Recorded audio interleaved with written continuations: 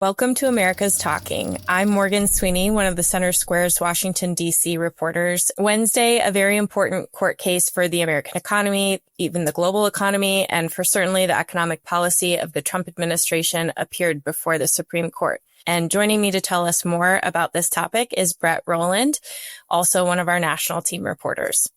Brett is our resident tariff guru. He's been covering Trump tariffs for us throughout Trump's second term. Welcome, Brett. Can you give us some background on that case and why tariffs have been a controversial issue for this administration? For sure. But first, I got to mention a couple of things from yesterday. One was a surprise appearance by comedian John Mulaney, who I did not expect to be there. Now, I'm told that he was friends with the attorneys for some of the plaintiffs. And so he may have been there in a friendly capacity or not. I guess we don't know.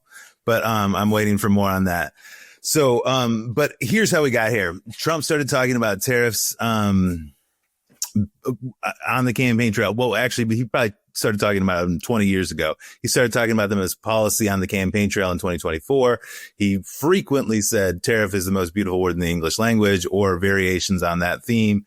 And then eventually, once he got into office, we had on April 2nd, we had Liberation Day, where he imposed tariffs on all U.S. trading partners, virtually every nation around the globe, of at least 10%. Those rates have fluctuated. They've been paused. They've been suspended. They've been altered. They've been adjusted. And businesses, from what I'm hearing, are getting frustrated with them.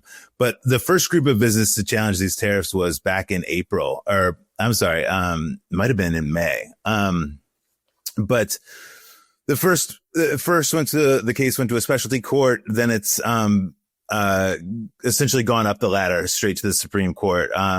Now the hybrid case that was heard yesterday was sort of three different cases that are lumped together. So a group of states filed a challenge to Donald Trump's tariff authority. Then a group of small businesses also filed a challenge, and then two Illinois toy makers filed a challenge in a different court. So all these have sort of come together now at the Supreme Court. Yesterday was a pretty wild ride. I know you were there. So my opinion of how the court reacted was pretty frosty. The liberal justices for sure did not seem interested in the tariff arguments. I'm sorry. It's not that they didn't seem interested. It didn't seem like they were buying what Solicitor General John Sauer was saying, that these are revenue neutral regulatory tariffs not meant to raise taxes. Trump's been boasting, as we know. He talks about this almost daily, how much money's coming in from tariffs. So to hear the government argue out of sort of both sides of its mouth there was interesting. And that's been pointed out by a lot of people, including some of the folks I talked to yesterday. But so that's sort of how we got here. The reception was frosty. And there was even a question yesterday that I didn't even get a chance to write about that. Essentially one of the justices asked, how on earth are we going to unwind this? And her own answer to the question, it was Justice Amy Coney Barrett. And her own answer to the question was, it's going to be messy. And I think that might be what it's around the corner. It's way too early to tell, but the Supreme Court's supposed to make a decision at some time before June. So we'll see.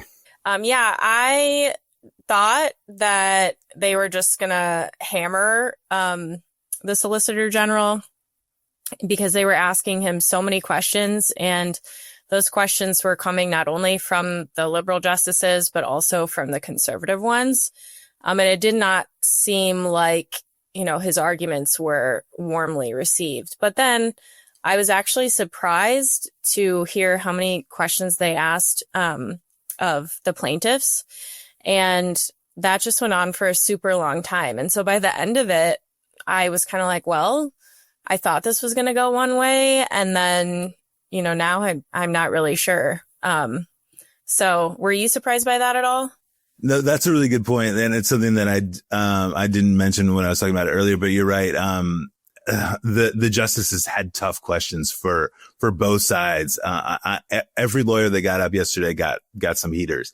And they did not seem to be easily accepting either of the arguments from either side. They had questions certainly about the small businesses that have challenged the tariffs. They said essentially, so if this law, which their attorney had already said would give Trump the power to block all foreign trade, they said, why not use why does it not also allow a sort of lesser power of tariffing every import?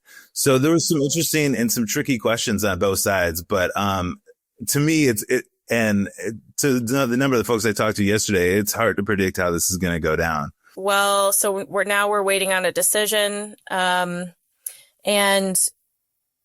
I believe that Treasury Secretary Scott Bessent didn't give a clear answer yesterday as to how the administration is going to respond if the Supreme Court shuts this down.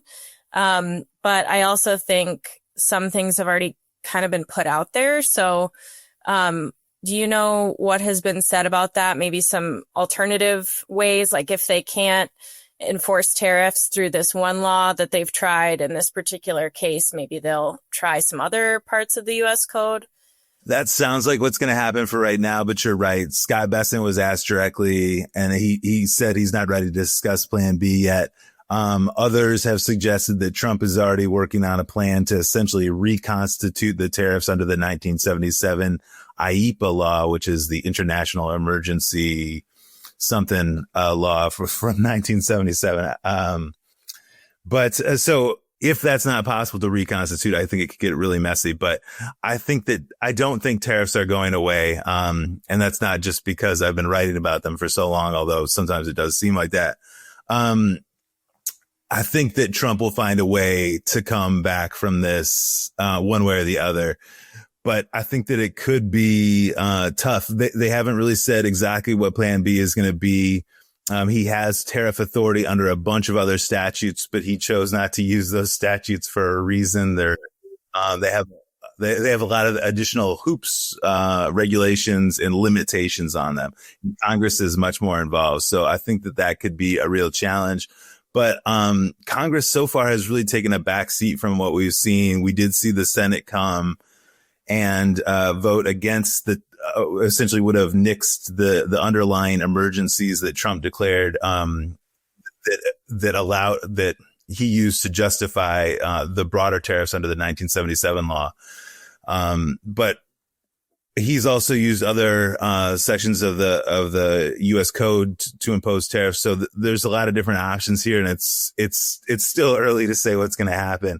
But I know that from what I heard yesterday, business owners all around the country are ready for some sort of definitive answer on what's coming next and what they're going to have to pay and what they won't have to pay. Well, I feel like we've done a pretty thorough job of talking through kind of the main arguments and where things are at with this case.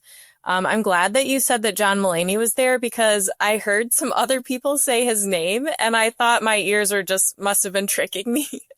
And so I completely missed him even though he was there. And I'm definitely a fan of at least one of his specials. I think he's hilarious. I think he's hilarious too. I can't believe you missed him. Me neither.